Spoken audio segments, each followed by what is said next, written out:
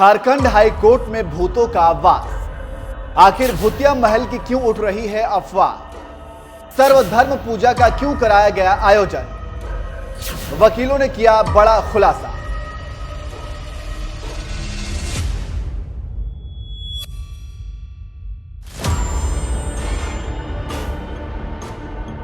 नमस्कार, मैं नियाज खान और आप देख रहे हैं एनएमएफ न्यूज। न्यायालय को इंसाफ का मंदिर कहा जाता है। जब किसी के साथ अन्याय होता है तो वो इंसाफ के लिए न्यायालय का दरवाजा ही खटखटाता है। एक लोकतांत्रिक देश में न्यायपालिका एक मजबूत स्तंभ होता है और समाज में अंधविश्वास को दूर करने या फिर अंधविश्वास के नाम पर लोगों को प्रताड़ित करने जैसे कुरीतियों को दूर करने में न्यायपालिका अहम रोल निभाता है। लेकिन जरा सोचिए, जिस न्याय के मंदिर में अंधविश्वास की कोई जगह नहीं होती, वहीं अगर ये कहा जाने लगे वो पूरा परिसर ही भूतिया है, तो आप क्या कहेंगे? जाहिर सी बात है, कुछ लोग भूत प्रेत में विश्वास रखते होंगे, लेकिन साइंटिफिकली ऐसा कुछ नहीं होता है सिवाय एक नेगेटिव एनर्जी के। मैं ये सब कुछ इसलिए बोल रहा हूं क्योंकि झारखंड हाईकोर्ट को लेकर एक अफवाह उड़ रही है कि वो परिसर ही भूतिया है, इसलिए वहां सर्वधर्म पूजा का आयोजन कराया गया। चलिए हम आपको इस अफवाह के बारे में बताएंगे कि इस पर वहां के वकीलों ने क्या कुछ कहा है। लेकिन उससे पहले आपको बता दें कि हाल ही में द्रौपदी मुर्मू ने 24 मई को झारखंड हाई कोर्ट के नए भवन का उद्घाटन किया था, जिसमें सीजेआई DY चंद्रचूड़ को भी आमंत्रित किया गया था। उसके बाद अब हाई कोर्ट के नए भवन में एडवोकेट एसोसिएशन की ओर से सर्वधर्म रीति के अनुसार पूजा और प्रार्थना की गई। सभी धर्म गुरुओं ने अपनी रीति परंपरा के अनुसार धार्मिक अनुष्ठान और मंत्रोच्चार से न्यायालय परिसर को शुद्ध किया। सर्वधर्म प्रार्थना सभा में सभी धर्म गुरुओं के साथ झारखंड उच्च न्यायालय के कई न्यायाधीश और अधिवक्ता सहित अन्य कर्मचारी भी उपस्थित रहे। इस पर झारखंड हाई कोर्ट के वकील धीरज कुमार ने क्या कुछ कहा, आइए आपको सुनाते हैं। सभी लोगों को ये लगा कि हम लोगों को अपने ईश्वर के प्रति आस्था व्यक्त करनी चाहिए।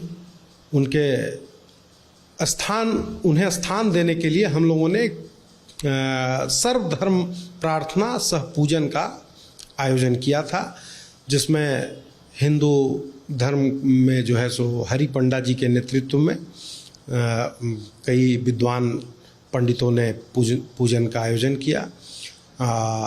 उसी तरह से मुस्लिम धर्मावलंबी लोग जो हैं, उनके मौलवी साहब ने जो कुरान का पाठ होता है वो कुरान शरीफ का पाठ करके स्थान को पवित्र करने का प्रयास किया। उसी दरमियान में इसमें देखिए, सिख धर्म के जो हमारे बंधु लोग हैं, उन गुरु ग्रंथ साहिब का पाठ करके जो हमारे ग्रंथी लोग हैं, उन लोगों ने गुरु कीर्तन भी किया।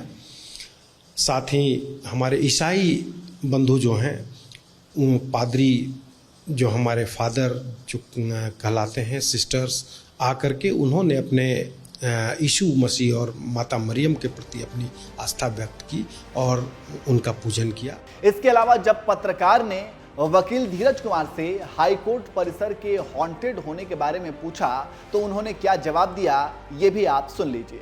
हाईकोर्ट के बारे में बात की जा रही है, जो नई बिल्डिंग बनी है कि ये हॉन्टेड है, हॉलिंग आवाज नहीं, ऐसी कोई बात नहीं।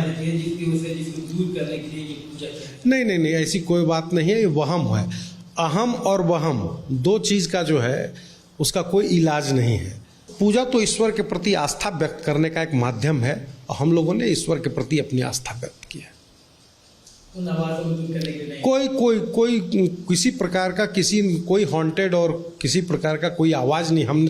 मैं भी आ रहा हूँ, लगातार इस परिसर में आ रहा हूं, कभी किसी प्रकार की आवाज नहीं सुनी। जब सुनूंगा तो कहूंगा। तो सुना आपने, वकील धीरज कुमार का कहना है कि कोर्ट परिसर के हॉन्टेड होने की अफवाह महज एक अफवाह ही है, उसका सच्चाई से कोई नाता नहीं है। इसके अलावा एडवोकेट एसोसिएशन के सेक्रेटरी नवीन कुमार ने इस पर क्या कुछ कहा, वो भी सुन लीजिए। This is nothing to do with this such type of activities. There are no such reporting of such type of activities.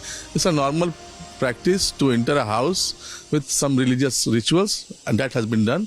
That has earlier not been done for so many reasons, but there's a paucity of time.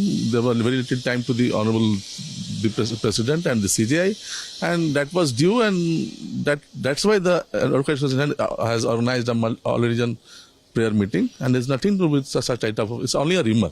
तो सुना आपने, जो court परिसर को लेकर अफवाह उड़ रही है उसे वकील झूठ बता रहे हैं और इस सर्वधर्म पूजा को सामाजिक सद्भावना और एकता की भावना को मजबूत करने से जोड़कर बता रहे हैं। आपको बता दें कि झारखंड उच्च न्यायालय के नए भवन का औपचारिक उद्घाटन बहुत पहले ही हो चुका है। एक नई और स्वस्थ परंपरा के अनुसार झारखंड उच्च न्यायालय परिसर में पहली बार सर्वधर्म शांति पाठ कराया गया। सर्वधर्म पूजा के बाद परिसर में प्रसाद और भंडारे का भी आयोजन किया गया। माना जा रहा है कि सर्वधर्म प्रार्थना का आयोजन एक ही परिसर में एक साथ होना देश की एकता की भावना को अटूट रखने की मजबूत और सराहनीय पहल है। वैसे आप इन भूतिया अफवाहों पर क्या कहेंगे, कमेंट करके जरूर बताएं।